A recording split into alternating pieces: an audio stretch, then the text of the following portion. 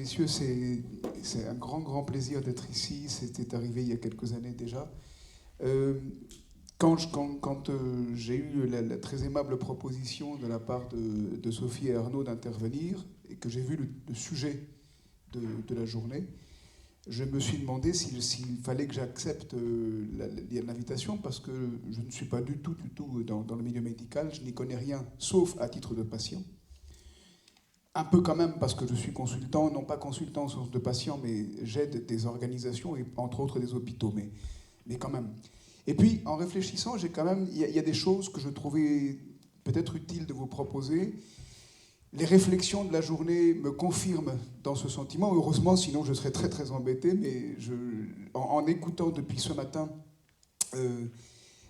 les réflexions d'ordre juridique, puis les enjeux psychologiques, maintenant quelque chose qui est proche de l'idée d'une idée de l'humanité. C'est un peu de l'anthropologie, peut-être, qu'on vient d'entendre sur la notion du secret qui implique celle de relation et d'une relation qui se joue au présent.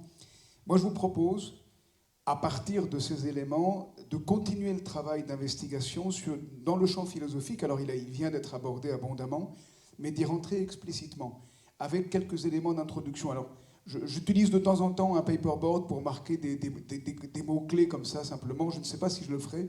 Mais en tout cas, je vais mettre debout ce qui m'est plus favorable, et j'espère pour vous aussi.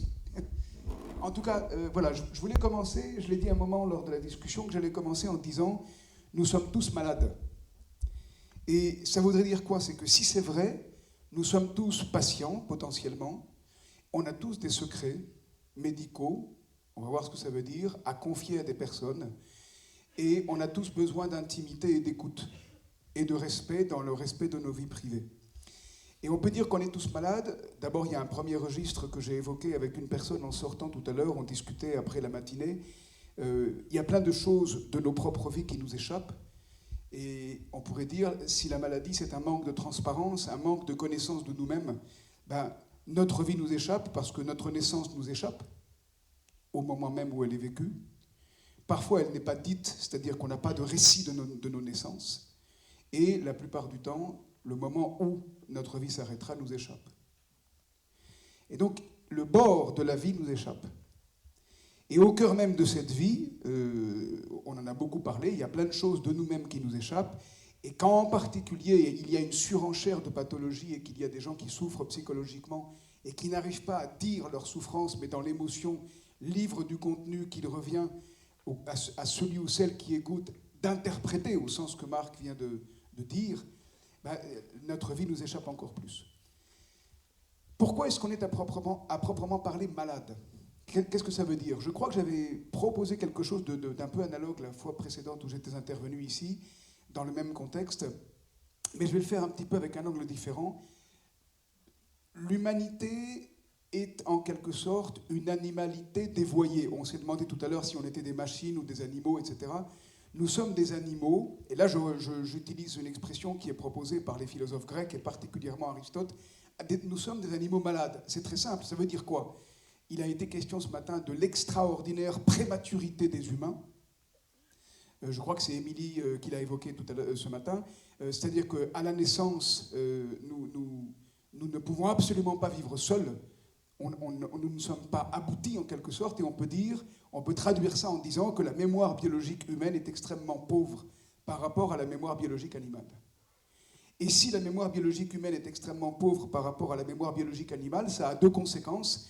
Nous sommes d'une vulnérabilité extraordinaire, et nos corps sont comme nus, c'est-à-dire qu'on n'a pas sur nous les carapaces, les becs, les griffes, les crocs, les fourrures qu'ont les animaux, dont ils sont faits pour se défendre et pour vivre. Et nos cœurs sont vides, en quelque sorte. C'est-à-dire que nous prenons naissance avec un instinct extrêmement pauvre, et nous ne savons pas vivre. Et donc nous devons apprendre à vivre, et ce sont nos parents, symboliques, biologiques, la société, qui nous apprennent à vivre. Et nous engrangeons tout ce que nous savons, et nous apprenons à vivre par ce qu'on appelle l'éducation. Mais ça veut dire du coup que nous n'avons rien pour nous défendre, pour vivre dans un environnement donné. C'est ça la maladie. La malaptitude, c'est l'origine du mot. Nous ne sommes pas adaptés à l'avance à un environnement donné. Donc on est tous malades. Et ça fait notre vulnérabilité, donc notre maladie fondamentale, mais ça fait aussi l'extrême et peut-être dangereuse force de l'humanité, c'est que nous sommes la possibilité même de nous adapter à tout. Et on peut le regretter, même au pire. Nous nous adaptons à tout. Et au pire, ça veut dire que nous savons aussi obéir aux tyrannies, nous savons accepter de nous soumettre, etc. Nous savons faire des tas de choses qu'éventuellement il vaudrait mieux ne pas savoir faire. Donc il y a une très grande ambiguïté de l'humanité. Nous sommes des animaux malades, donc nous ne sommes pas faits pour un environnement donné, et en même temps, nous nous adaptons à tout. Du coup, on peut dire, si vraiment il y a une maladie universelle, il y a peut-être pertinence à parler d'un secret qui serait médical, mais dans un autre sens que le vôtre. Ce n'est pas le sens professionnel. Mais on peut parler d'une médecine, cette fois-ci pas du corps. Alors, la psychiatrie est entre les deux que je vais citer, médecine du corps, médecine de l'âme. Et il est évident que quand on fait de la philosophie, ce que je vais faire un peu avec vous maintenant, on s'occupe, en tout cas c'est revendiqué, de quelque chose qu'on peut appeler notre âme. Alors que ce soit indépendant du corps ou pas, qu'on dise que l'âme est immortelle ou pas, c'est une autre question, et ça je ne m'aventurerai pas dans c'est pas l'objet de ma proposition. Mais en tout cas, il y a bien pertinence peut-être à déplacer le champ de la discussion, mais ce n'est pas le déplacer pour l'enlever de la médecine, c'est pour le creuser à partir des questions médicales, en direction d'une question qui nous concerne tous, toutes et tous, tous les humains, et qui est la question peut-être de notre maladie. En gros, qu'est-ce qu'on fait sur Terre? C'est ça, et on peut dire que c'est la question de l'homme, évidemment, au sens générique du terme. C'est la question de l'humanité. On est là pourquoi? Et être malade, c'est quoi d'ailleurs? Moi, je souscris beaucoup, par ailleurs, à ce qui a été dit très rapidement tout à l'heure, hein, d'embarquer même les patients dans l'exercice d'interprétation de leur situation.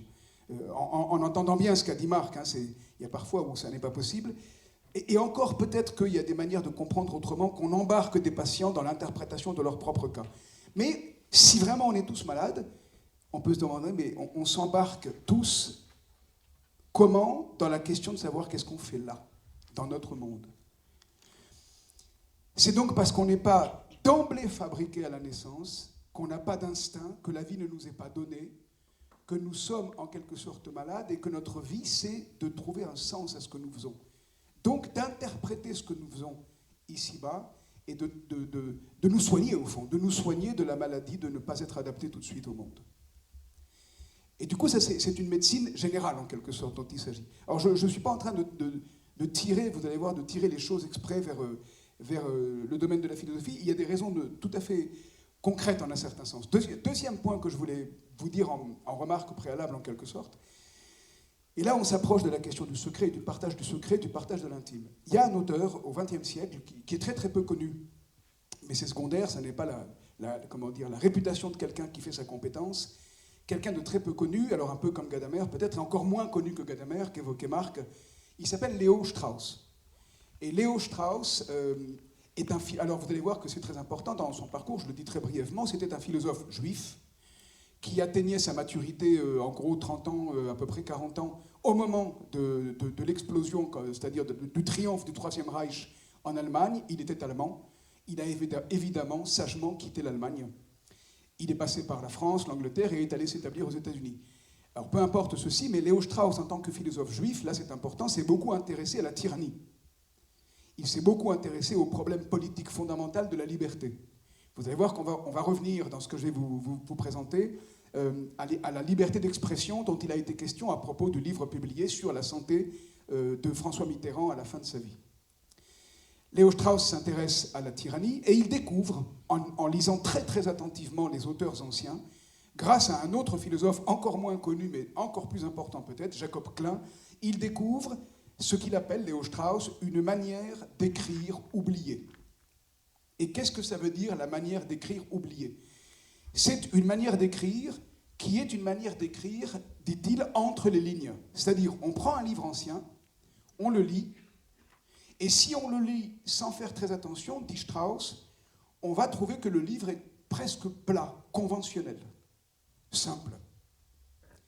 Et donc, apparemment, le livre ne dira rien de scandaleux, de nouveau, de révélateur, d'intéressant. Ça peut être un livre passe-partout. Et Strauss ajoute, mais en fait, si on est des lectrices et lecteurs un peu attentifs, on peut s'apercevoir que de temps en temps, dans certains livres, certains grands livres, il y a des erreurs qui sont des erreurs d'écoliers. Il y a des contradictions surprenantes. Je vous donne un exemple, parce que quand il y a eu la discussion sur le rapport entre l'oral et l'écrit tout à l'heure, je voulais intervenir, puis j'ai trouvé que c'était mieux de reporter, puisque j'allais intervenir de toute façon. Exemple de manière d'écrire oubliée, Platon. Marc a rappelé que Platon n'écrit que des dialogues, et c'est vrai. Il a écrit quelques lettres, c'est-à-dire comme on écrit un courrier, hein, mais les textes qu'il voulait publier sont strictement des dialogues, et, plusieurs signes intéressants, le personnage de Platon ne parle jamais. Platon écrit explicitement que Platon est présent dans 2 dialogues qu'il décrit. C'est des mises en scène, hein, c'est du théâtre, Platon. En fait, pour vous détendre sur le fait de lire un dialogue, Marc a dit c'est difficile, je ne sais pas si certains d'entre vous ont essayé. Proposition, si vous avez envie de lire Platon, prenez des dialogues courts d'abord, et dites-vous bien que tout compte pour les comprendre, pour les interpréter. Et tout, c'est-à-dire la mise en scène. Il y a toujours des mises en scène chez Platon. C'est du théâtre. Et d'ailleurs, il est connu qu'une grande partie de ses écrits répondent à un autre auteur de théâtre qui était magnifique, qui est Aristophane. Et il y a des dialogues de Platon qui répondent explicitement à des pièces de théâtre d'Aristophane. Aristophane était un comique, un auteur comique dont les comédies sont extrêmement drôles. Je vous recommande vivement, si vous n'avez pas encore fréquenté, c'est extraordinaire. Et pour vous attirer toutes et tous, la place et le rôle des femmes dans la cité, pour Aristophane, il y a 2500 ans, joue un rôle capital. Signe simplement en passant, une de ses pièces s'appelle L'Assemblée des femmes, et l'un des dialogues les plus connus de Platon, qui s'appelle La République, c'est une réponse à l'Assemblée des femmes. Donc c'est très intéressant de se dire, tiens, Platon dialogue avec un auteur de théâtre, et il le fait en écrivant du théâtre. Alors, je reviens à ce que j'évoquais, Platon est indiqué comme étant présent dans 2 de ses dialogues, mais il ne dit rien. Et donc, personne ne peut dire Platon pense que, parce qu'il n'écrit pas ce qu'il pense. Il n'écrit pas ce qu'il pense. Il écrit entre les dialogues de ses personnages, comme tous les auteurs de théâtre. Hein. Les grands auteurs de théâtre, je crois qu'il y a parmi vous des comédiens, des comédiennes, d'après ce que j'ai compris ce matin, eh ben, les auteurs de théâtre, ils disent pas « moi je pense ceci, cela ». Molière le fait une fois. Mais sinon, ils sont dans tous les personnages, donc nulle part, partout et nulle part, on ne sait pas où ils sont. Et donc, ils avancent cachés. Eh bien, c'est ça que veut dire Léo Strauss. Et je souhaite vous raconter pourquoi. Ils avancent cachés, et donc ils racontent des secrets. Ils racontent des secrets. Et on peut se demander, mais comment ça se fait que la philosophie raconte des secrets? Et Léo Strauss montre, de manière extrêmement précise, que ça a duré jusqu'à la philosophie des Lumières, donc il y a à peine 200 ans.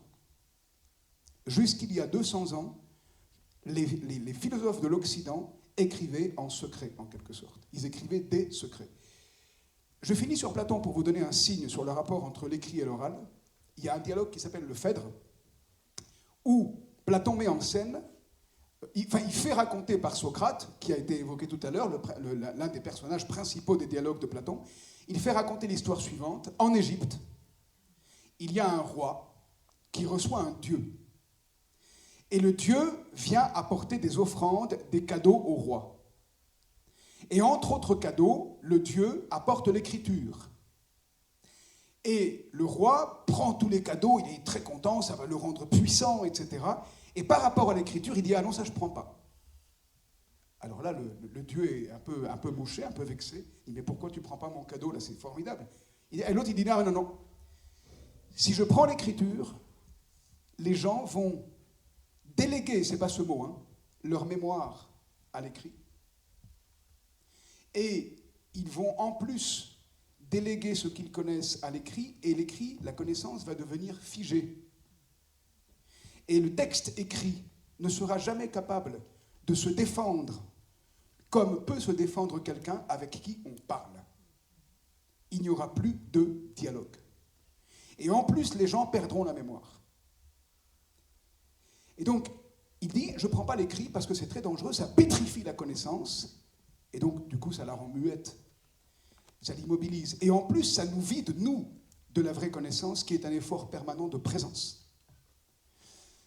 Je vous fais remarquer une chose tout à fait importante, je ne sais pas si vous y avez déjà pensé en écoutant depuis quelques instants l'anecdote, mais c'est stupéfiant, parce que nous, comment on peut savoir que Platon a écrit ça? Ben parce qu'il l'a écrit. Et là, on peut dire, mais là, Platon, il se fout du monde, passez-moi l'expression. Hein. Il se fiche du monde, ou alors, il commet exprès une erreur d'écolier. Il écrit qu'il ne faut pas écrire. Et là, on peut se dire, quand même, Platon, il est malin. Hein. En termes de logique, c'est quelqu'un qui est assez musclé. Donc, c'est un peu bizarre qu'il écrive ça, il se moque du monde. Et quand on relit attentivement, on s'aperçoit qu'il y a bien une manière d'écrire cachée de Platon. Et ce n'est pas seulement lui. Ça va jusqu'à un philosophe extrêmement connu qui est par excellence le philosophe des Lumières. Les Lumières, c'est la liberté. Hein. C'est bien sûr que le réel est un clair-obscur, comme dit Marc, mais il n'en demeure pas moins qu'en Occident, nous sommes dans un rêve de clarté totale. La transparence. Et les Lumières portent bien leur nom. La philosophie dite des Lumières, c'est la philosophie de la démocratie. C'est la philosophie de notre liberté. Eh bien, le représentant par excellence de la philosophie de notre liberté s'appelle Kant, Emmanuel Kant, et il écrit encore entre les lignes. La manière dont Léo Strauss le démontre est tout à fait remarquable. Donc, on peut se dire, mais c'est bizarre, des gens se transmettent des secrets, mais alors qui a accès à la vraie vérité ? Voilà une des questions qu'on peut se poser. Et vous voyez, ça c'est un problème. On pourrait dire du soin de l'âme, parce qu'on peut dire, mais les grands textes sont en fait des textes qui sont des guides.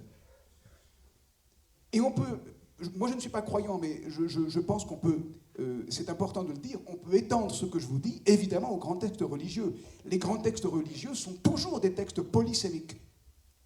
Ils ne sont jamais univoques.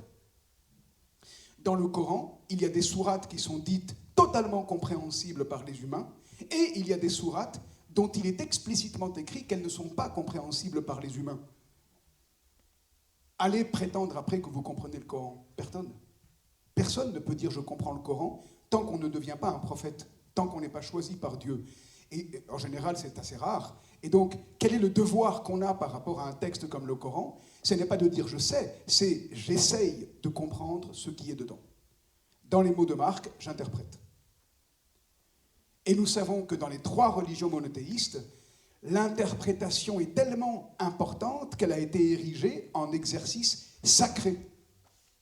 Essayer de comprendre le mystère de ce qui est révélé, c'est un exercice sacré. Et dans le judaïsme, le Talmud exprime que c'est sacré parce que le Talmud rassemble des interprétations érigées en exemples sacrés d'interprétation. Est-ce que je suis assez clair pour le coup ? Ça va ? Je rappelle que Marc avait dit qu'il proposait que son intervention soit un dialogue. Je vous propose la même chose, un peu tard peut-être, mais surtout n'hésitez pas. Et je me permets la remarque, c'est que surtout si je ne suis pas clair, vous m'arrêtez impérativement. Mais voilà, en tout cas, pour l'instant, ce que je suis en train de vous dire, c'est de vous faire remarquer ceci, c'est que c'est étrange. Dans des textes censés révéler la vérité, il y a des choses cachées. Et peut-être qu'on peut déduire ce que Marc a évoqué, c'est que ce qui compte, ce n'est pas le texte. Ce qui compte, ce n'est pas nous. Ce qui compte, c'est la relation que nous entretenons au texte. Et là, on est exactement dans l'horizon de ce que Marc disait. Alors, maintenant, il faut que je vous explique pourquoi ça existe, ça. Comme ça va être une deuxième étape, je vous explique, je suis sûr que vous le savez déjà, etc., mais comme ça va être une deuxième étape de mon propos, je propose une petite parenthèse, c'est une petite discussion si vous le souhaitez. Est-ce que certains ou certaines voudraient, pour l'instant, dire quelque chose, intervenir, réagir à ce que je vous ai proposé jusqu'ici ? Je ne pourrais pas voir la salle moi-même, donc je ne sais pas si on peut. Si ce n'est pas le cas, je continue. Hein, mais s'il y a au cas où une intervention, une proposition, n'hésitez pas. Ok. Alors, je vais vous dire d'où ça vient. Et je vais vous le raconter en revenant aux Lumières et aux questions que ça pose par rapport à la transparence, par rapport à l'intime, par rapport au secret. Il y a quelqu'un, dont on a parlé déjà, je vais en parler un peu dans le détail maintenant, qui a commis un geste tout à fait décisif, nouveau, dans l'histoire de la pensée. C'est le personnage de Socrate qu'on a déjà évoqué.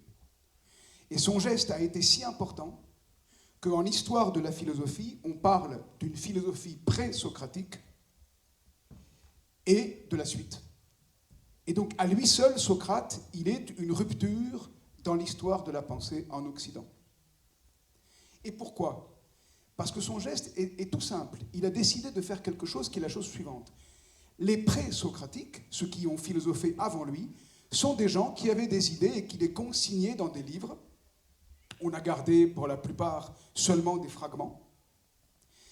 Mais en tout cas, ils écrivaient seuls.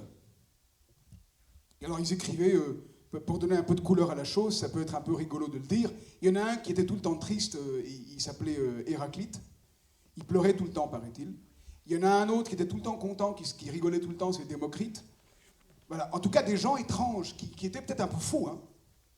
Peut-être qu'ils étaient un peu malades, pour le coup. Malades, plus encore que les gens ordinaires. Mais en tout cas, ils écrivaient, toujours est-il qu'ils écrivaient, ils cherchaient la vérité, ils cherchaient leur vérité, peut-être à partir de leurs émotions personnelles. Ils essayaient de comprendre de quoi le monde était fait et d'en dire la vérité. Et ça, ils essayaient tout seuls. Et Socrate, qu'est-ce qu'il a fait?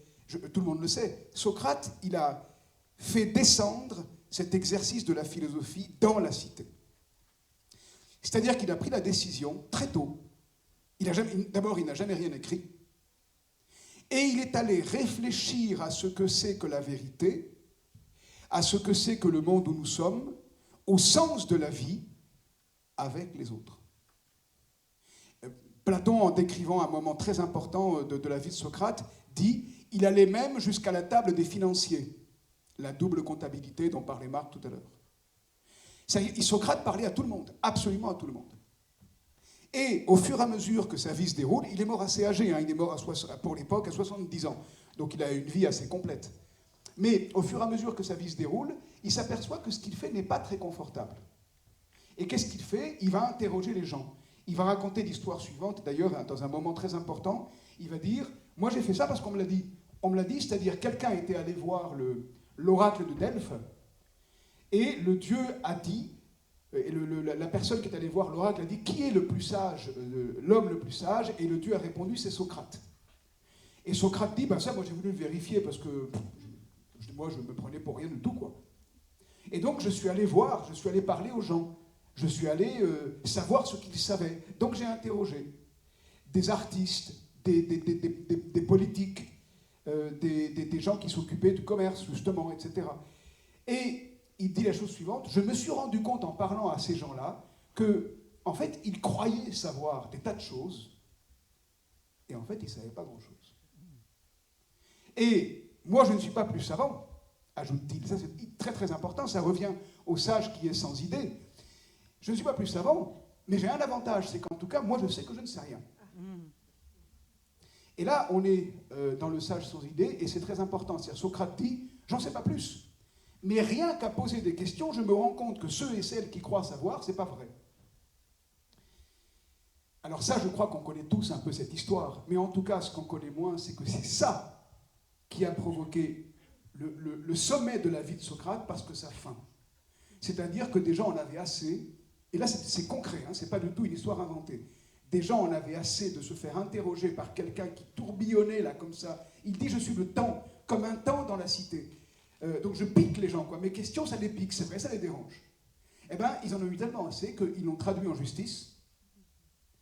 Et ils l'ont accusé de deux choses qui ressemblent fort à des accusations de contamination et de maladie.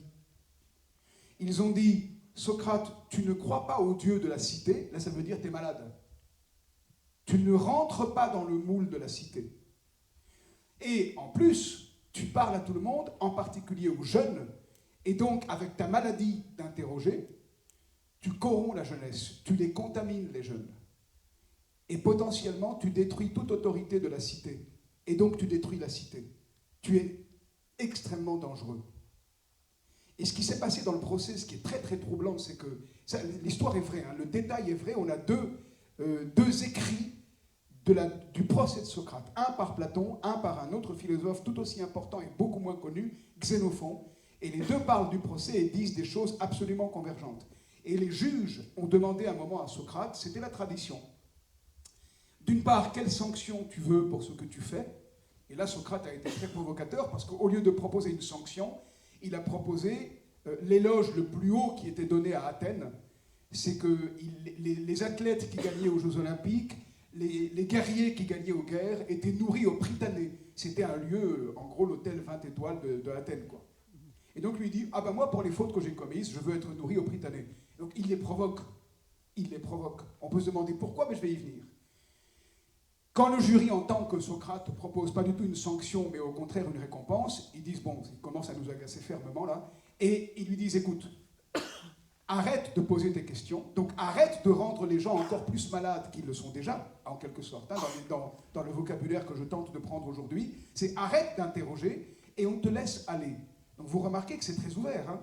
Ils disent, ok, il n'y a aucune sanction, on te laisse tranquille, mais à la condition que tu arrêtes de poser tes questions. Et là, il répond, et c'est historique, je ne peux pas. C'est plus fort que moi.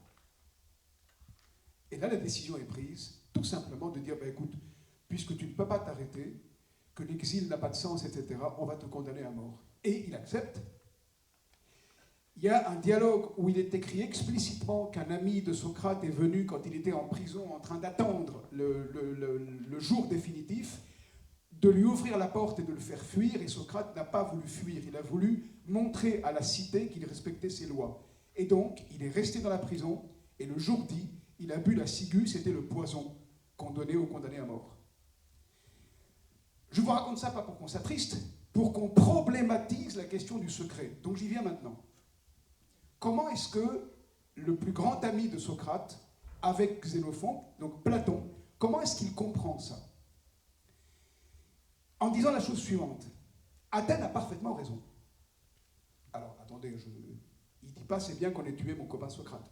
C'est pas seulement ça. Mais il dit Athènes a raison dans le sens suivant, c'est que si on a une recherche de la vérité, si on a une recherche du secret du monde, si on a une recherche du sens radicale et complètement ouverte, on ne pourra plus vivre. Parce que la vie de tous les jours, on a besoin dans la vie de tous les jours, comme ça a été évoqué tout à l'heure, de réflexes. On a besoin, comme l'a dit Marc, de préjugés. Un préjugé, ce n'est pas seulement négatif et moral. Hein. Un préjugé, c'est quand on rentre dans la salle ce matin ou cet après-midi, tout le monde, on sait ce que c'est que cette salle. On sait que c'est une salle de réunion, de rencontre. On sait que les fauteuils sur lesquels vous êtes assis, ce sont des fauteuils. Moi, je sais que ces tables-là sont faites pour qu'on puisse poser des papiers et tout. Nous préjugeons du monde. La folie, la vraie folie, la maladie radicale, c'est qu'on ne préjuge plus de rien. Comme dit Cabrel, je crois les mots exacts sont... je ne sais plus comment il le dit, mais il dit très bien, en tout cas, il n'y a rien qui coule de source. Il n'y a plus rien d'évident, tout devient un combat. Et si tout n'est que combat, la vie est invivable. Et donc, quand Athènes dit à Socrate « arrête tes questions », elle a raison. Ça ne veut pas dire qu'Athènes ait raison tout court, c'est plus subtil. Parce que Socrate a aussi raison de chercher la vérité. Parce qu'elle ne coule pas de source. Si l'humanité, c'est d'être malade, comme je vous l'évoquais tout à l'heure, hein, on arrive au monde, eh bien il n'y a pas de monde, il est fabriqué par nous le monde. Il n'y a pas d'environnement donné pour nous, il faut qu'on s'adapte. Et donc on est malade, ça veut dire que la vérité n'est pas évidente. Ça veut dire qu'il faut qu'on cherche ce qu'on fait ici, pourquoi on est là. Ça veut dire que nous fabriquons le monde.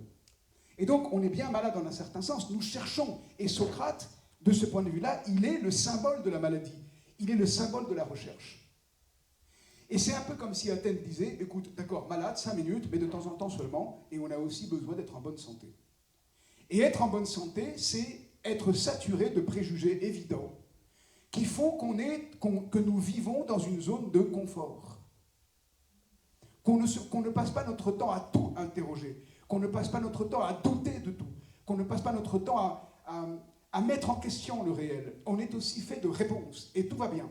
Et donc c'est un peu comme si Athènes représentait les réponses évidentes, et Socrate représente le sens des questions. Et l'enjeu de la remarque, c'est de dire ceci, la vérité n'est pas du côté de Socrate, elle n'est pas du côté de ceux qui cherchent la vérité, la vérité n'est pas non plus du côté d'Athènes, elle n'est pas du côté de ceux qui ne veulent pas rechercher la vérité, mais qui se contentent de reproduire les traditions, en quelque sorte, hein, de vivre sur la base des évidences. La vérité, elle est entre les deux. Elle enveloppe les deux. La vérité, elle implique à la fois la recherche de la vérité, Socrate, et à la fois les réponses évidentes, sans réflexion.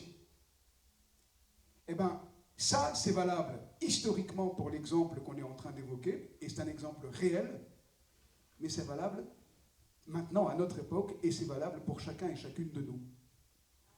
Quand nous avons le sentiment d'être jugés par un groupe, parce qu'on pense différemment du groupe, parce qu'on pose des questions, parce qu'on fait un pas de côté, parce qu'on estime qu'il n'y a pas d'évidence, on joue le rôle de Socrate.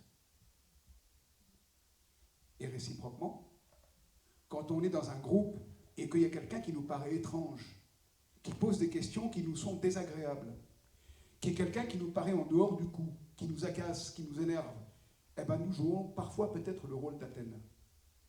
C'est quelque chose que nous portons en nous. Et il nous revient de trouver le bon équilibre. Et du coup, je finis sur ceci. Platon, qui était le plus grand ami de Socrate, peut-on supposer, historiquement, a pourtant ce courage de dire « Eh bien, Socrate n'avait pas tout court raison ». Et Socrate a découvert pendant son procès que Athènes avait aussi de bonnes raisons peut-être de lui dire « Arrête ». Et du coup, Platon dit « La vérité, c'est pas Socrate tout court ». Eh bien ça, c'est la naissance de ce qu'on peut appeler le problème de la liberté d'expression. Socrate tentant de parler librement et Athènes lui dit « Mais non !» Et c'est la naissance que du coup on peut appeler la philosophie politique. Et maintenant, je reviens à ce que je vous décrivais. Ça, c'est la raison fondamentale pour laquelle les grands auteurs, jusqu'à la philosophie moderne de la liberté, ont écrit, comme dit Léo Strauss, entre les lignes. Ils ont écrit, pourquoi faire entre les lignes?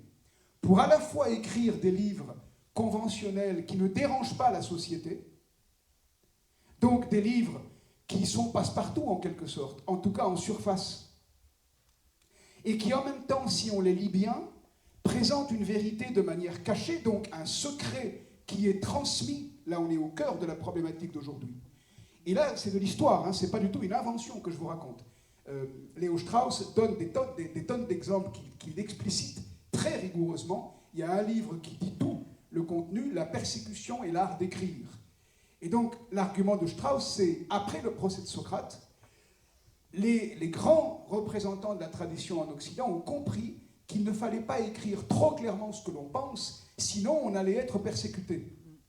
Et donc, il montre comment les grands auteurs ont écrit très discrètement des choses parfois totalement révolutionnaires, mais en donnant seulement quelques signes de leur pensée révolutionnaire. Alors, pour vous donner un exemple très très connu de quelqu'un qui a parlé un peu trop franchement, mais qui connaissait le problème, c'est Galilée. Ce n'est pas un philosophe, c'est un scientifique, mais à l'époque c'est la même chose. Et quand Galilée commence à comprendre que le système de l'univers, effectivement, n'est pas celui qu'on croyait et auquel l'Église tenait beaucoup, mais que c'était autre chose, que c'était le Soleil qui était au centre de l'univers et pas la Terre, eh ben, il le dit tellement clairement qu'il y a un procès. Et comme vous le savez, hein, Galilée dit « Bon, allez, ok, d'accord, vous avez raison ».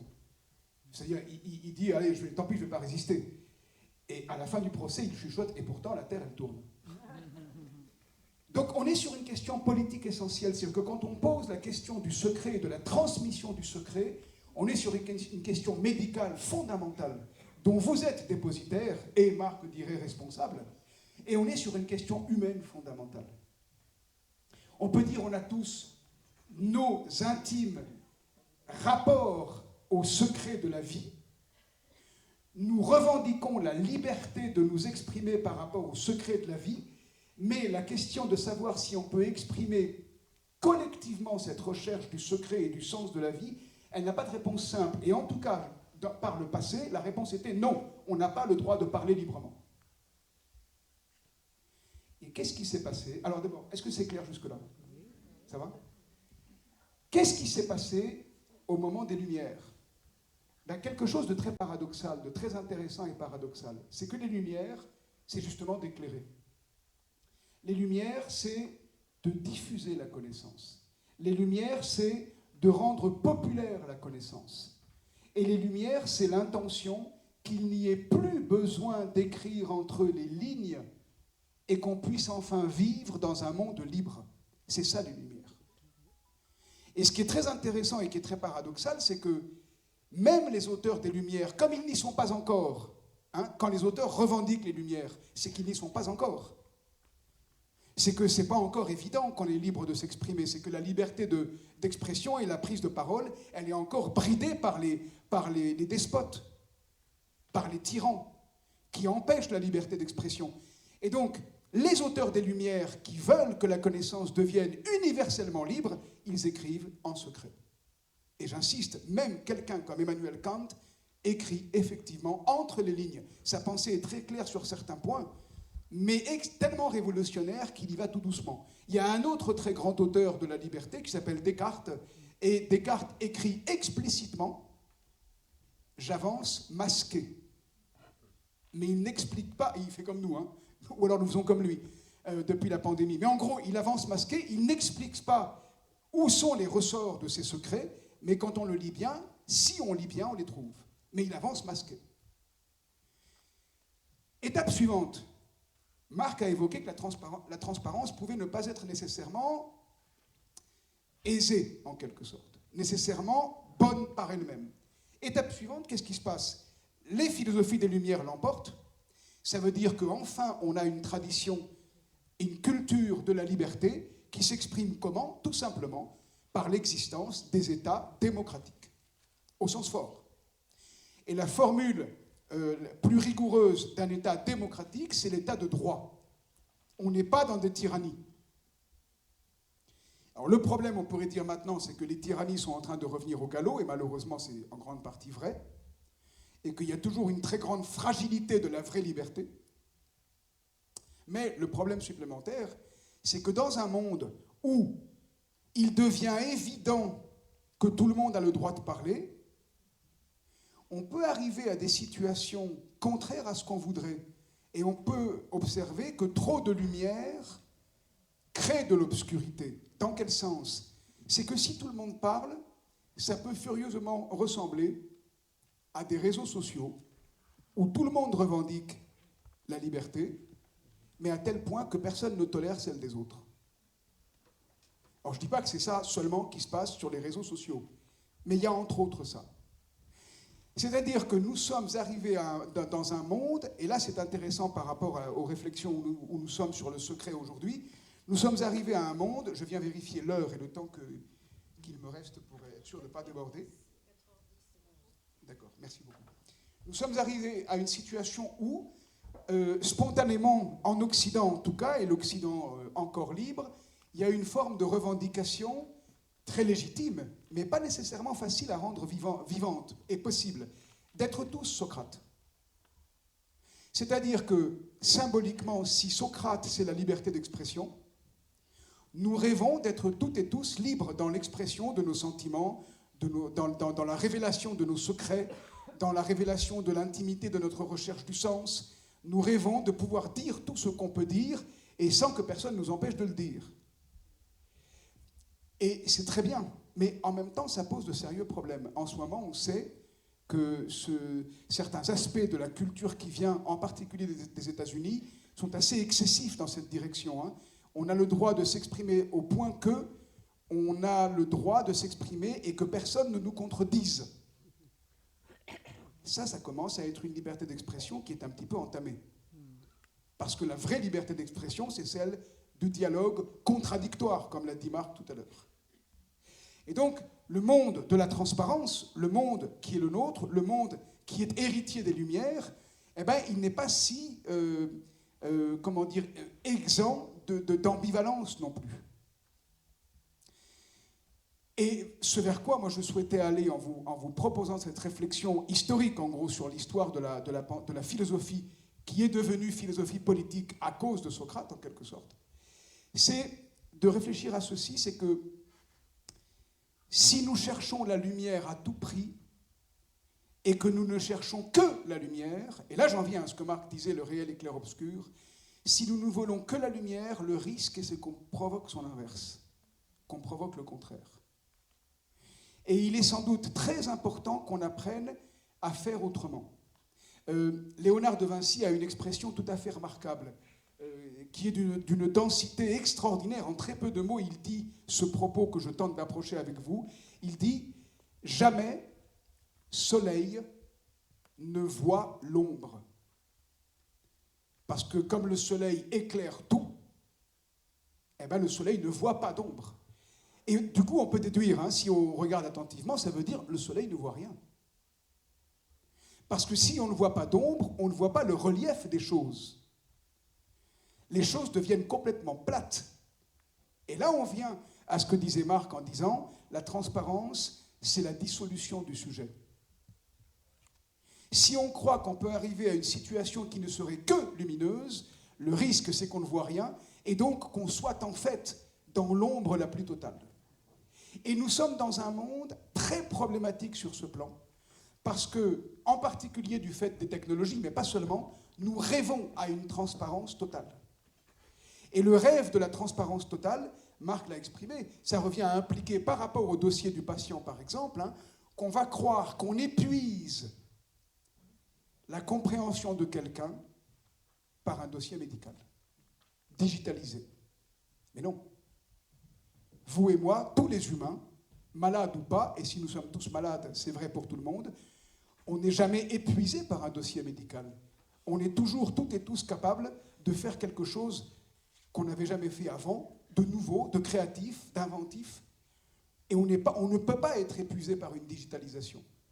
Eh bien, le rêve de la transparence totale, ce qui est une autre expression d'un rêve de contrôle total, c'est en fait la mort. Et là, il faut qu'on se méfie fondamentalement de ne pas y aller trop vite. Je veux dire qu'il y a certains aspects où on y va, au sens où on croit très souvent que les nouvelles technologies vont résoudre tous les problèmes que nous avons. Largement en dehors, au-delà du secteur médical. Il y a une espèce de puissance extraordinaire, non pas des machines, mais de l'attitude, L', qui consiste à présupposer que par les machines, on va tout résoudre. C'est totalement faux. Et c'est très dangereux de le croire. Et c'est une expression contemporaine particulièrement radicale du rêve de transparence totale et de contrôle. C'est comme si, grâce au calcul, on allait tout rendre absolument clair. Mais si c'est vrai, encore une fois, on détruit la vie. Et du coup, par rapport à la problématique du secret, de sa transmission, et pourtant du maintien de l'intime, il est sans doute tout à fait essentiel de redécouvrir quelque chose qui est, chez les anciens, comme quelque chose qui tient d'une pondération, une tempérance. Révéler un secret, oui, mais pas trop. Maintenir du secret, oui, mais pas trop. Que maintenir du secret soit dangereux, nous le savons tous, et c'est ça l'origine de l'intention des Lumières, c'est que certains sont dépositaires du savoir, donc, comme dirait Marc, du pouvoir, et donc règnent sur les autres, et imposent dogmatiquement leur tyrannie. Et donc qu'on lutte contre le secret, oui, c'est bien. Mais ça n'est pas l'abolition du secret qui fera qu'on sera heureux. C'est plutôt la tempérance par rapport au secret. Et du coup, par rapport aux patients, c'est la même question. Moi, ce matin, j'étais tout à fait stupéfait d'entendre la tension qu'il y avait entre la loi et puis la manière dont Sophie a parlé des dossiers médicaux, en disant tout y est consigné, à tel point que quoi Sophie a dit on ne lit pas les dossiers, c'est la meilleure protection, c'est la meilleure protection des patients. On met tellement tout qu'on ne peut plus rien lire. Mais en tout cas, il y a le rêve de tout mettre. Et ça, c'est une erreur. Et du coup, sans doute, et je m'arrêterai bientôt, sans doute que notre responsabilité, c'est de nous poser sans cesse la question, ça a été dit, donc je ne fais que répéter des choses dites ce matin, et cet après-midi, à un moment d'ailleurs, je crois, mais ce matin, qu'est-ce que je dois noter dans le dossier médical? Pourquoi? À quoi ça sert? Et surtout pas de noter dans le but de se protéger, par exemple, juridiquement. Ça a été évoqué ce matin, ça. On a tellement peur actuellement des procès, etc., qu'on note pour pouvoir prouver qu'on a bien tout fait ce qu'on devait faire. Mais ça peut rendre les choses illisibles, et ce n'est pas l'objet. L'objet, c'est le dossier médical du patient. Et donc, la responsabilité fondamentale par rapport au secret et par rapport à ce qu'on écrit, c'est de se demander sans cesse, ça je l'écris, oui, pourquoi, non, pourquoi. Mais il n'y a que nous, alors vous, moi je ne suis pas dans le métier, mais qui soyons responsables de cette décision. Je me souviens avec beaucoup d'intérêt, quand j'ai posé la question ce matin, mais c'est illégal de demander de tout écrire. La réponse a été, Arnaud l'a précisé, non, on ne nous demande pas explicitement de tout écrire. C'est une espèce d'évidence tacite. En fait, on admet qu'on écrit tout, mais c'est peut-être pas ça qu'il faut faire. Et peut-être que là, on identifie un lieu où se joue la responsabilité que Marc a qualifiée d'éthique par rapport à la responsabilité qui tient du droit, donc pénal ou civil. Mais la responsabilité morale, c'est que à chaque fois qu'il y a à écrire sur un dossier médical, on se demande, je dois l'écrire ou pas, et comment? Et je trouvais intéressant de vous proposer cette perspective qui nous déloge du seul milieu médical en tant que tel, vers la philosophie, pour que vous repériez qu'en fait, la question de savoir qu'est-ce qu'il faut écrire et comment l'écrire, c'est une question universelle. Elle se pose de manière très particulière, bien sûr, dans le contexte médical, mais c'est une question universelle.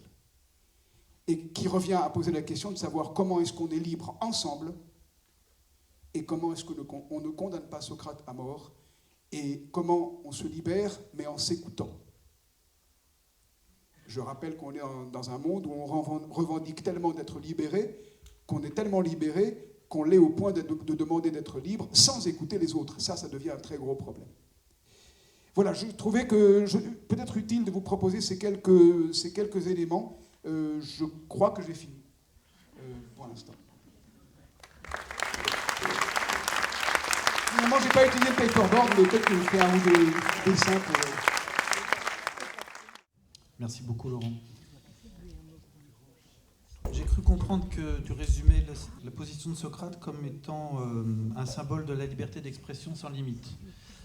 Et pourtant, si j'ai bien suivi l'affaire, il ne parle pas tellement, il fait parler les autres.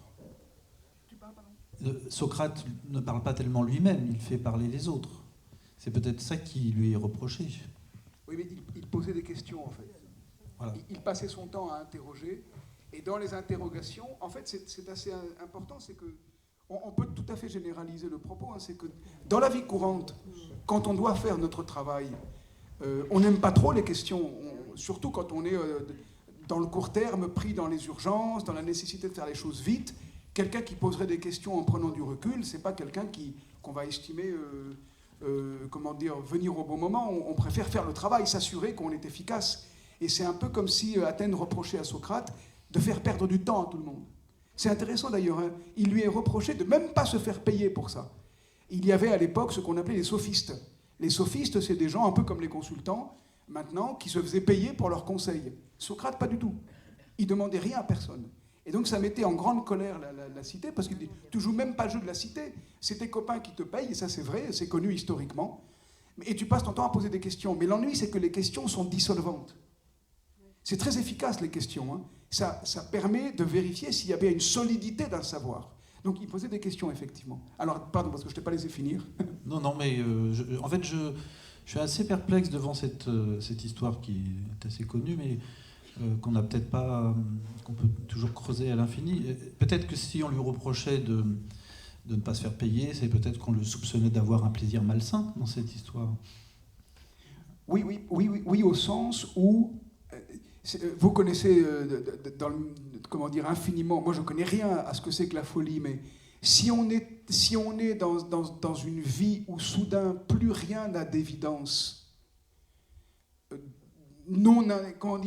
si on doit tout interroger, qu'on ne reconnaît même plus qu'une salle de réunion est une salle de réunion, qu'on ne reconnaît pas que des tables sont des tables, qu'on ne reconnaît pas les gens qu'on connaissait, c'est de la folie. Or, c'est à l'extrême ça que provoque Socrate, c'est-à-dire que rien n'est d'évident. Et il pose des questions, mais c'est quoi la justice? C'est quoi le courage? C'est quoi la vertu? C'est quoi le bien? Il dit, mais attends, une seconde, quoi. Ah ben non. Pour lui, rien n'est d'évidence. Et du coup, on lui dit, mais tu ne peux pas vivre comme ça. Et du coup, symboliquement, je crois que c'est très très utile de se dire, mais il y a en nous tous une partie qui est comme Socrate, qui ne prend rien pour argent comptant. Et il y a en nous tous une partie qui est comme Athènes, qui a besoin de prendre les choses pour argent comptant. On a besoin d'évidence, sinon on ne peut pas vivre. Donc on a besoin des deux. Et on a besoin d'un équilibre tempéré entre les deux. Et donc on a besoin d'un équilibre entre la possibilité d'interroger les choses et le fait de ne pas en parler du tout. Est-ce que Socrate, c'est pas un peu l'allégorie du mauvais psychologue qu'on peut être parfois, c'est-à-dire trop perspicace et qui va trop vite, qui ne respecte pas la fragilité ou les défenses de son patient? Oui, ça peut être ça, tout à fait. Je crois qu'on peut dire ça, tout à fait. il semble bien qu'il n'ait pas compris ça tout de suite, hein, qu'il ait compris progressivement. C'est-à-dire qu'il a commencé assez naïvement en disant « je ne veux pas chercher tout seul », comme l'ont fait les prédécesseurs qui sont devenus du coup après lui, hein, les pré-socratiques. « Je ne veux pas chercher tout seul, je veux le faire avec les autres ». Et d'ailleurs, Aristophane semble avoir compris assez tôt que Socrate allait passer un sale moment, parce qu'il se moque de lui. Il y a une des pièces de théâtre d'Aristophane où il se moque de Socrate. Ça s'appelle Les Nuées. Et il se moque de lui en disant « mais il est fou, quoi. Il est fou, justement, il est fou. Il ne joue pas le jeu de la cité. » Une question dans la salle, là-haut. Vous dites que pour vous, peut-être que Socrate est l'allégorie du mauvais psychologue. Pardon, un peu plus près du micro, si vous pouvez. Vous dites que pour vous, Socrate est peut-être l'allégorie du mauvais psychologue, mais en même temps, moi, Socrate, je trouve qu'il a un côté très vulnérable. Par exemple, enfin, dans l'Alcibiade, il démonte la carrière politique d'Alcibiade. Et il lui dit qu'il est beau, qu'il est ci, qu'il est ça. Et en fait, finalement, il conclut en disant que c'est la prudence qui est une vertu politique. Et il dit un peu dans l'Alcibiade son attirance pour Alcibiade. Il y a un tout petit bout comme ça. Et dans les dialogues platoniciens, on parle du secret et tout. Le moment de la rencontre avec l'interlocuteur, elle est géniale. Il est sous un arbre, ah tiens, salut quoi. Ça, c'est le rêve de tous les infirmiers. De faire style, tout est bien, tout est cool, on rentre en relation avec un patient, comme Socrate sous l'arbre. Voilà. Donc moi, je ne suis pas d'accord que c'est mauvais psychologue. Au contraire. Alors oui, non, c'est pour un petit peu alimenter le débat et la complexité de la situation. Personnellement, j'ai beaucoup d'admiration pour le personnage. Alors, juste pour préciser, je me suis attaché au moment du procès pour problématiser la question du partage du secret, au sens du partage de la recherche du sens, mais c'est beaucoup plus complexe et vous avez parfaitement raison. Hein. Et encore une fois, je reviens à ce que fait Platon. Dans l'Alcibiade, l'Alcibiade n'échappe pas à la règle. Il y a toujours un contexte dans les dialogues de Platon qui fait que chaque dialogue est totalement singulier. Et il faut prendre en compte la mise en scène pour comprendre les enjeux jusqu'au bout. Et du coup, la conséquence, c'est exactement la complexification, comme vous venez de dire, de la chose. Hein. Socrate n'est pas que ce que j'ai décrit ici. Je m'y suis attaché pour la question de la tension entre Socrate et Athènes. Mais tout au long de sa vie, c'est infiniment plus subtil, en tout cas tel que Platon le présente. Et du coup, qu'il ne soit qu'un mauvais psychologue, peut-être pas, il est peut-être aussi parfois un très beau psychologue. Donc il est polysémique. Hein. Alcibiade, par exemple, est amoureux de lui à la fin du banquet. Il arrive... Le dialogue qui s'appelle Le banquet, Alcibiade arrive et exprime son amour pour Socrate. Et là, c'est des scènes très, très, très célèbres et très connues, c'est très vivant. Et Socrate est un peu ironique, gentiment, mais quand même, avec Alcibiade. Et il y a des facettes considérablement variées du personnage, effectivement. Pardon, juste une dernière question, après je me tais. J'ai lu La République et les politiques en parallèle. En me disant que peut-être c'était la réponse de l'un à l'autre, qu'il y avait des liens, et j'ai jamais compris en fait. Pour moi, c'est deux ouvrages totalement opposés. J'ai pas compris. Alors, il ne faut pas s'étonner, je crois, des contradictions qu'il y a chez Platon, parce qu'il est très probable que Platon pense que le tout du monde n'est pas cohérent, n'est pas dissible. On ne peut pas épuiser par les mots. On revient à quelque chose que Marc évoquait en évoquant François Julien. On ne peut pas épuiser par les mots la totalité du réel. Et donc, qu'il y ait des contradictions entre les dialogues est tout à fait normal chez Platon. Je prends un exemple, non pas la République et le politique, mais la République et le banquet que je viens d'évoquer. Dans la République, Platon anticipe quelque chose qui est notre problème contemporain, qu'on peut renvoyer à notre désir de transparence. Le désir contemporain de transparence, il est éventuellement un problème au sens qu'on est en train de discuter aujourd'hui, la transparence par rapport aux patients, à titre d'exemple. Hein. Et dans la République, Platon décrit un régime politique qui serait parfait, et le régime politique qui serait parfait, il a comme conséquence l'élimination des alcôves.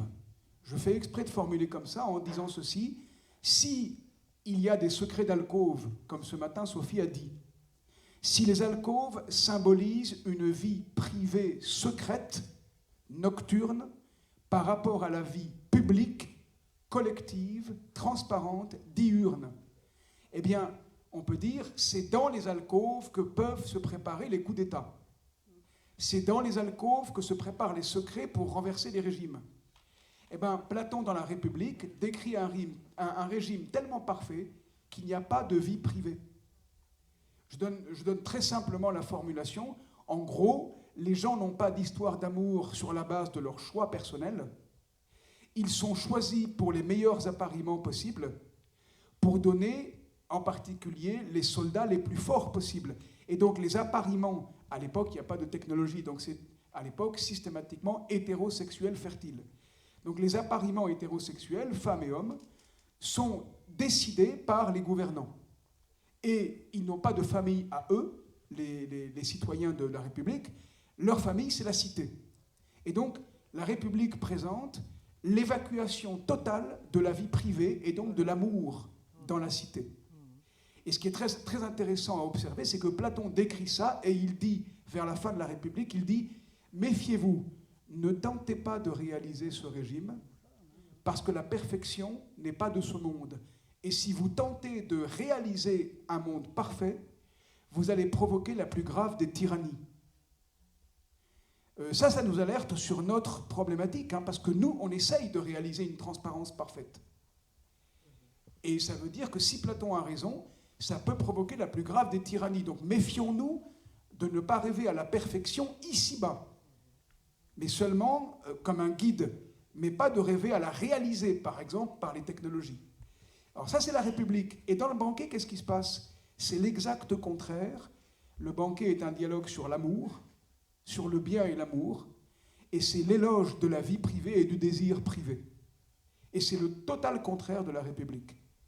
Et Platon ne mélange pas du tout ces deux dialogues. Ce n'est pas le même registre, ce n'est pas les mêmes choses. Et ça veut dire que les aspects du réel, d'après Platon, ne peuvent pas conduire à une compréhension cohérente, homogène. Les aspects du réel sont contradictoires. Et quand on parle de l'idéal politique, la République, ce n'est pas la même chose que de parler de la vie amoureuse, le banquet, ce n'est pas la même chose que de parler de la morale, etc., etc. Moi, voilà ce que m'inspire votre remarque. C'est qu'il y ait une contradiction entre la République et le politique n'est pas du tout, du coup, un enjeu. En revanche, le politique, il met en question les rapports entre la connaissance et l'action, d'une autre façon. Il y a un autre dialogue qui se rapprocherait du politique, c'est les lois. Dans les lois, Platon se rapproche un peu plus d'une constitution, non pas parfaite, mais réaliste. Il essaye de donner les éléments d'une constitution politique réaliste. Moi, je vous prie, mais c'est encore autre chose pour le coup, hein, c'est encore un autre dialogue.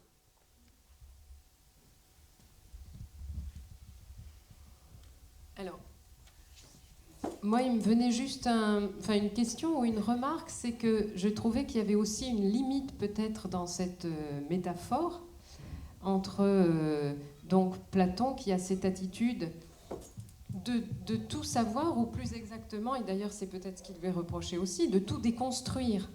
C'est-à-dire comme si on ne pouvait rien savoir. Hein, c'est-à-dire que c'est une attitude qui est jugée destructrice, du coup, et elle l'est jusqu'à un certain point. Hein. Et la transparence que nous évoquions, qui me semble plus du registre du voir que du savoir. Hein. C'est-à-dire que, finalement, il faut mettre en évidence, noter, mais je ne trouve pas qu'il y ait cette dimension de mise en question là-dedans, et de déconstruction. Au contraire, il y a souvent quelque chose de l'ordre d'une réduction qui ne veut pas comprendre au-delà et qui se contente de voir ce qui est en surface. Donc c'est une transparence, mais de surface, si j'ose dire. Enfin voilà, c'était simplement ce qui me venait par rapport à ça. Moi, je trouve très important ce que tu évoques là. Le paradoxe qui émerge, je crois, c'est qu'on peut dire que si ce que dit Sophie est vrai, et je crois que c'est tout à fait vrai, on peut dire que quand les Lumières ont rendu possible une vraie culture de la liberté, ce qui est une merveille. Et ça, il faut absolument qu'on travaille le plus possible, malgré des événements comme ceux qui sont en train d'arriver en Ukraine. Il faut qu'on travaille à ce que la notion de liberté garde son sens et donc qu'on reste dans des états de droit sans retourner à des états qui s'imposent de manière tyrannique. Mais le problème, c'est que quand la liberté, j'ai évoqué, je ne sais pas si je l'ai dit assez explicitement, et du coup je le redis, que les Lumières, que la philosophie des Lumières est réussie, ça veut dire que chacune et chacun de nous se prend pour Socrate en un sens. C'est-à-dire que nous rêvons à pouvoir nous exprimer librement, chacune et chacun veut pouvoir s'exprimer librement, et c'est formidable. Mais la difficulté, et c'est là où on en vient à quelque chose qui tient de voir seulement en surface, c'est que dès qu'on considère qu'il est évident qu'on a le droit, regardez bien l'enjeu, hein, c'est le glissement vers l'évidence. Dès qu'on considère qu'il est évident qu'on a le droit de s'exprimer librement, on n'entend plus la question de la légitimité de savoir s'il faut s'exprimer librement. C'est-à-dire, si on dit c'est évident qu'on doit avoir le droit de s'exprimer librement, ça devient un tabou. On ne peut pas interroger le droit à s'exprimer librement. Et donc c'est un point aveugle de la réflexion. Donc on interdit une attitude socratique authentique. L'attitude socratique authentique, c'est d'avoir le droit même de demander « faut-il s'exprimer librement, sans limite ?» Ça, c'est une question socratique. Ou alors, c'est quoi la liberté et jusqu'où? Et dans un monde où on dit « mais c'est évident », eh ben, quelqu'un qui viendrait demander « c'est quoi la liberté et jusqu'où ?» c'est quelqu'un qu'on ferait tendanciellement taire. Et voilà où je vois la tension que tu évoques là. Et c'est un paradoxe, hein, parce que, je passe le micro tout de suite, c'est un paradoxe parce que c'est douloureux à admettre quand on dit on est dans le monde libre. Ben, en fait, la conséquence qu'on doit tirer, hein, mesdames et messieurs, tout le monde, pour éviter surtout de retomber dans un monde tyrannique, c'est que dès qu'on considère que le monde libre est une évidence, il ne l'est plus. Et donc on n'est jamais dedans, c'est jamais acquis, quoi. Juste pour faire le lien entre transparence, voir et savoir que tu évoquais, faut se rappeler que la théoria, c'est la vue. C'est un point important, c'est le savoir, c'est d'abord voir les choses, quoi. Et d'ailleurs, du coup, la tradition de l'Aufklärung, les lumières que tu évoques, hein, c'est bien éclairer pour voir les choses. Bon, donc le rêve de la transparence, ou en tout cas quand ça commence à être transparence et on voit des choses qu'on ne pouvait pas voir, etc. Et donc, c'est pas complètement incohérent que plus on voit de manière transparente, plus on a l'impression de savoir des choses. D'ailleurs, c'est pas complètement faux. C'est regarder.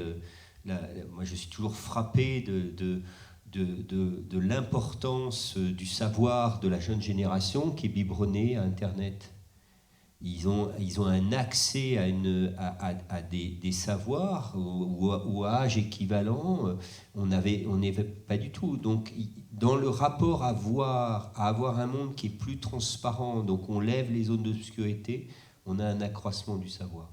Et en même temps, le problème, c'est là où c'est paradoxal, c'est-à-dire que cette inflation de la vue se pose la question, au fond, comment il y a des médiations là-dessus. C'est-à-dire, si je vois et du coup je sais, alors où est la place des médiations? Et tu disais un point important, c'est-à-dire qu'une des difficultés aujourd'hui, c'est sans doute qu'on peut être en partie dans une culture qui est démédiée, c'est-à-dire désinstitutionnalisée, où il y a quelque part quelque chose de l'ordre de l'immédiateté qui conduit aussi à une espèce de désinhibition sur la question de la liberté dont tu parlais. Pardon, je finis juste, Laurent, mais ça me paraît être un point important. C'est, au fond, je peux tout dire, et parce que je le dis, c'est légitime. Donc il y a un grand processus, on pourrait dire inflationniste, lié à la transparence, qui produit des non-régulations, au fond, de la question de l'expression de la liberté. Et ça, c'est une vraie difficulté, parce que du coup, où est l'espace de discussion, hein, au fond, l'espace public traditionnel de discussion qui est, alors en particulier dans des démocraties, qui est on va pouvoir poser les choses, argumenter, contre-argumenter. L'espace public peut devenir simplement un espace d'affirmation de ce que je vois, et parce que je le vois, je le sais. Et ça, c'est une grande difficulté, évidemment. On le rencontre aussi dans le travail d'équipe. Hein. Je pense qu'il faut... Je souscris complètement et je trouve extrêmement important ce que Marc dit maintenant et qu'on peut exprimer encore autrement. C'est d'une part parce que je le vois, je sais, et ça devient très souvent parce que je le crois, c'est vrai. Et ça implique que je peux savoir des tas de trucs en allant sur Internet, mais qui m'aident à prendre des informations, pas nécessairement pour argent comptant. Pourquoi il y a le triomphe des soi-disant, justement, fake news? Mais parce que la capacité critique, elle s'appauvrit terriblement. Et ce qui est en train de se jouer dans le fait que tout serait sous la main, disponible, transparent, donné sur Internet, c'est qu'en contrepoint, la notion d'éducation à l'esprit critique, elle est très mise à mal. Mon propos n'est pas de râler et d'être « Ah, il faudrait reculer ». Non, on ne peut pas, on ne reculera jamais. Mais en revanche, on a absolument besoin d'entretenir l'éducation à l'esprit critique. Et ça revient à s'éduquer, à être vraiment Socrate. Pour formuler plus clairement ce que j'ai tenté de dire, et que Sophie a très bien senti, c'est on peut dire que dès qu'on considère que la liberté est une évidence, on est un semblant de Socrate. On n'est pas Socrate. On est à revendiquer notre droit d'exprimer, mais Socrate, il s'éduque tout le temps. Et la traduction de son propos si célèbre « je ne sais qu'une chose, c'est que je ne sais rien », c'est « j'apprends tout le temps ». Ça veut dire « j'écoute tout le temps ». Ça veut dire « je suis tout le temps ouvert à ce qui est en train de se passer ». Alors que quand on prend la liberté comme un donné, ce qui est contradictoire, hein, la liberté est tout ce qui n'est pas donné. Et bien si on dit « je suis libre », c'est un principe, on est peu ouvert à l'apprentissage. Et donc prendre la liberté comme un acquis, ça ouvre la porte au contraire de la liberté. Et donc on a absolument besoin, pour revenir à l'exemple concret d'Internet, etc., d'éduquer les générations qui viennent, nous-mêmes de nous éduquer, à regarder l'information avec beaucoup d'esprit critique, avec beaucoup de précaution. Je crois que c'est une traduction en d'autres termes que ce que tu viens d'évoquer.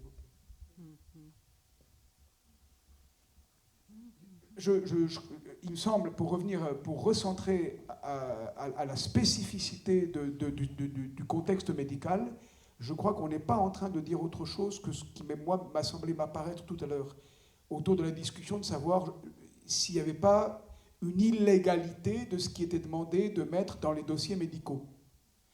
Et quand j'ai posé la question, la réponse a été non. Il n'est pas obligatoire de tout noter. Et Arnaud donc a reprécisé, ce n'est pas une obligation explicite. Mais du coup, on peut dire que notre responsabilité, c'est de ne pas tout noter. En tout cas, surtout pas mécaniquement. Et donc, que nous nous éduquions les uns les autres, parce que l'éducation, c'est toute la vie. Hein. Nous nous formons les uns les autres toute la vie. Que nous nous éduquions, que collectivement, on se demande, on écrit quoi, etc. Et que la question soit tout le temps alimentée. C'est ça l'éducation à l'esprit critique, c'est qu'on se demande, il faut écrire quoi? Que la question ne disparaisse jamais. Sinon, une des contradictions qu'a relevé Sophie, qui est malheureusement drôle en un certain sens, hein, il n'y a aucun risque pour les patients, tout est écrit, on ne comprend plus rien, donc on ne lit pas. Bon, ben dans ce cas-là, c'est vrai que le problème est réglé. Quoi.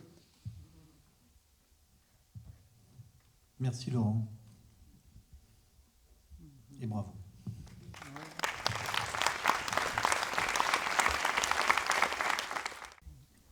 Allez, une petite dernière.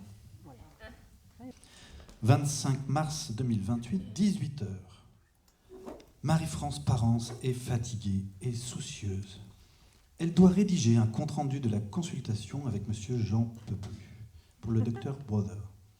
Très scrupuleuse, elle s'applique, conformément à ce que préconise son code de déontologie, à ne transmettre que les informations strictement nécessaires, sans rien trahir du devoir de discrétion qu'elle doit à son patient. Quelle corvée ces comptes rendus. Oh là là là là. Bon, je suis fatiguée. Hein. Les scrupules, ça fatigue. Hein. Bon alors, qu'est-ce que ça donne? Relisons-nous. Monsieur Peuplu s'est bien présenté à notre rendez-vous. Il s'est montré très désireux de s'exprimer et a aisément verbalisé un profond sentiment de mal-être en lien avec une souffrance conjugale. Non, c'est un peu trop détaillé. Restons plus discrets quant aux motifs de consultation. Surtout que j'ai entendu Laurent Bibard en parler. Pas trop de transparence quand même, hein. Il suffit d'écrire, il a pu exprimer sa souffrance. Alors ensuite, cependant, il met en lien de façon assez confuse la dégradation du dialogue au sein du couple avec un sentiment rivalitaire envers ses enfants et le travail de sa compagne. Non, je vais trop au-delà de l'appréciation clinique. Disons plutôt dans un contexte conjugopathique. C'est plus neutre. Son discours n'est pas très facile à suivre, souvent haché, avec des passages du coq à l'ananas. Sur le plan contre-transférentiel, le patient a tendance à mobiliser un certain agacement chez son interlocuteur par sa volonté de monopoliser l'attention et son refus d'obtempérer. Ce dernier point étant très probablement la cause de ses difficultés de couple. Oui, mais ce ne sont que mes propres observations. Le docteur Broder aura tout loisir de se faire les siennes et je ne voudrais pas trop orienter le diagnostic. Non, je vais mettre plus simplement... Son discours est confus et traduit une certaine immaturité affective. Ensuite, son impulsivité l'a en effet amené à insulter sa femme à propos d'une boisson gazeuse éventée, ce dont il retire un profond sentiment de culpabilité qui ne l'aide pas pour autant à canaliser son besoin pathologique d'exclusivité. Non, déontologiquement, je ne dois pas évoquer le contenu événementiel de ce que m'a amené le patient. D'autant que ce n'est pas nécessaire. Et je ne voudrais pas induire l'idée de la nécessité d'une prescription médicamenteuse. Écrivons plutôt « Il se sent coupable des conflits avec sa femme ». Nous sommes convenus de nous revoir pour essayer de l'aider à prendre du recul par rapport à son vécu d'infériorité et son sentiment d'exclusion. Ben non. Je n'ai pas évoqué ce sur quoi nous sommes convenus de travailler ensemble. C'est là un élément du contrat tacite qui se joue dans le transfert. Il serait plus prudent de conserver là-dessus une certaine discrétion, plus favorable à l'instauration d'un lien de confiance. Non, je vais mettre tout simplement Monsieur Peuplu est d'accord pour que nous nous revoyions. Bien, relisons. Monsieur Peuplu s'est bien présenté à notre rendez-vous. Il a pu exprimer sa souffrance dans un contexte conjugopathique. Son discours est confus et traduit une certaine immaturité affective. Il se sent coupable des conflits avec sa femme. Monsieur Peuplu est d'accord pour que nous nous revoyions. Bon, l'essentiel est dit. Mais il a pu exprimer sa souffrance. Au fond, ça va un peu de soi. C'est le cas inverse que j'aurais pu éventuellement signaler. Non, je barre. Dans un contexte conjugopathique, il a déjà dû en parler au médecin. Et il n'est peut-être pas souhaitable de centrer sa problématique sur ce point qui en cache peut-être bien d'autres plus profonds. J'enlève. Son discours est confus, immature. On pourrait y voir un jugement. Surtout si j'évoque ensuite sa culpabilité en lien avec les conflits conjugaux. Allez, non, je supprime cette phrase. Monsieur Peuplu est d'accord pour que nous nous revoyions. Est-ce que je n'anticipe pas trop sur l'expression de son désir ? Au fond, il pourra plus librement évoquer auprès du psychiatre son souhait d'entreprendre une psychothérapie avec moi si je laisse ce champ ouvert. D'autant que la demande reste à travailler.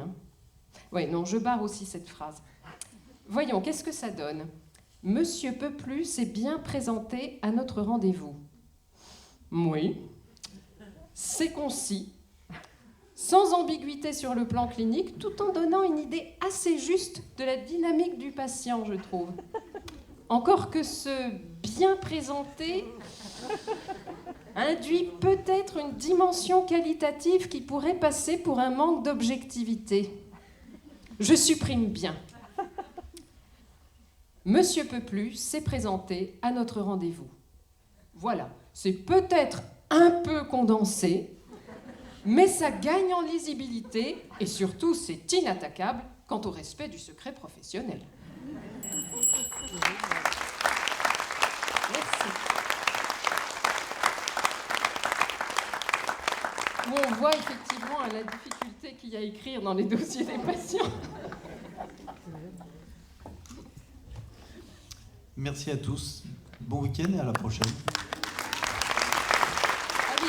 Alors, j'attire votre attention, je crois qu'on ne l'avait pas redit, sur le fait que on ne le voit pas très bien parce qu'il y a des fresques qui sont dans le hall d'entrée qui appartiennent à l'établissement, mais il y a en face, sur la partie vitrée, l'exposition des œuvres des patients qui ont travaillé à illustrer le thème du jour. Voilà, donc je pense que c'est assez intéressant. Voilà, donc prenez le temps d'y jeter un œil.